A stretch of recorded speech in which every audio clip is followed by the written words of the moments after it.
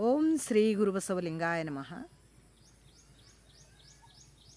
ಮನ ಬುದ್ಧಿ ಚಿತ್ತ ಅಹಂಕಾರ ಜ್ಞಾನ ಈ ಪಂಚಕರಣಗಳಿರುವ ಹೇಳಿಯೇ ಕೇಳಿರಯ್ಯ ಎಂದು ಸೊನ್ನಲಿಗೆ ಸಿದ್ದರಾಮೇಶ್ವರ್ ಹೇಳ್ತಾರೆ.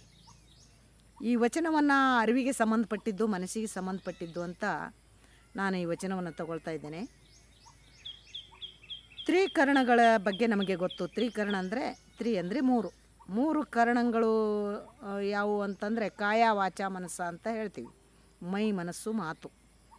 ಆದರೆ ಇವರು ಪಂಚಕರಣಗಳ ಬಗ್ಗೆ ಅಂದರೆ 5 ಕರಣಗಳ ಬಗ್ಗೆ ಹೇಳ್ತಾರೆ. ಮನ ಬುದ್ಧಿ ಚಿತ್ತ ಅಹಂಕಾರ ಈ ಪಂಚಕರಣಗಳಿರುವ ಹೇಳಿಯೇ ಕೇಳಿರಯ್ಯ. ಮನವೆಂಬುದು ಸಂಕಲ್ಪ ವಿಕಲ್ಪಕ್ಕೊಳಗಾಯಿತು, ಇಲ್ಲದುದ ಕಲ್ಪಿಸುವುದೇ ಸಂಕಲ್ಪ, ಇದ್ದುದ ನರಿಯುವುದೇ ವಿಕಲ್ಪ.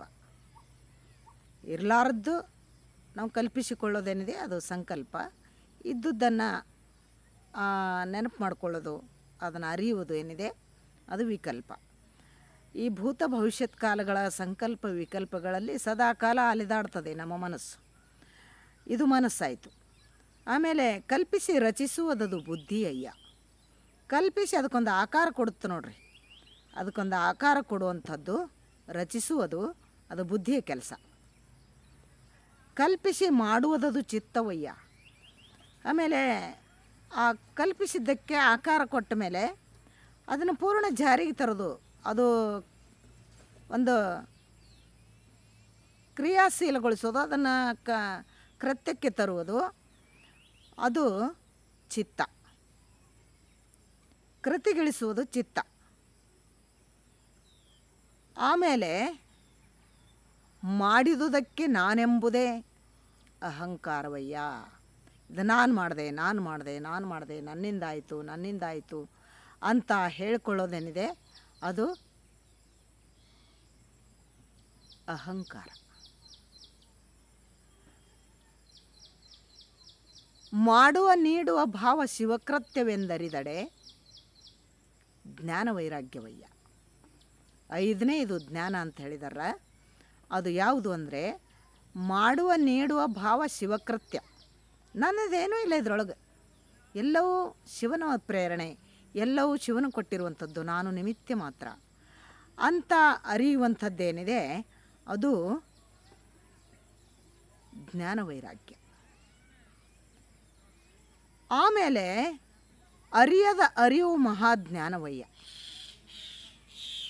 ಬರೀ ಸಾಮಾನ್ಯ ಜ್ಞಾನ ಭೌತ ವಸ್ತುಗಳಲ್ಲಿ ನಾವು ಸರ್ಚ್ ಮಾಡೋದಾಗಲಿ ಅಥವಾ ಭೌತ ವಸ್ತುಗಳನ್ನು ತಿಳ್ಕೊಳ್ಳೋದಾಗಲಿ ಇದು ಜ್ಞಾನ.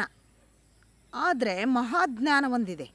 ಅದು ಯಾವುದು ಅಂತ ಕೇಳಿದರೆ ಅರಿಯದ ಅರಿವು ಮಹಾಜ್ಞಾನವಯ್ಯ.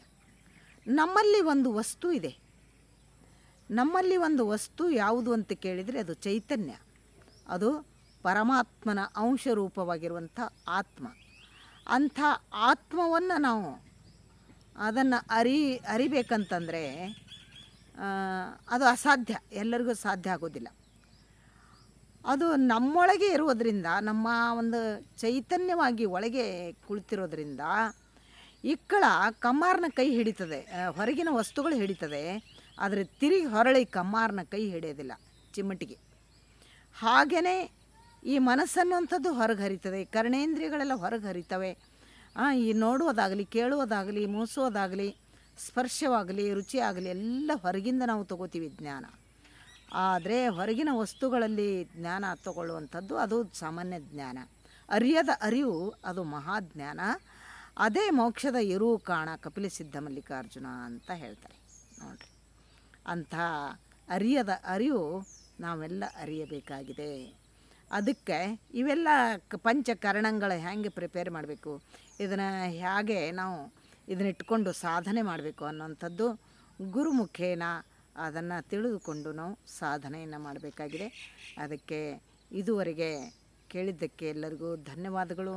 ಸರ್ವರಿಗೂ ಶರಣಾರ್ಥಿ.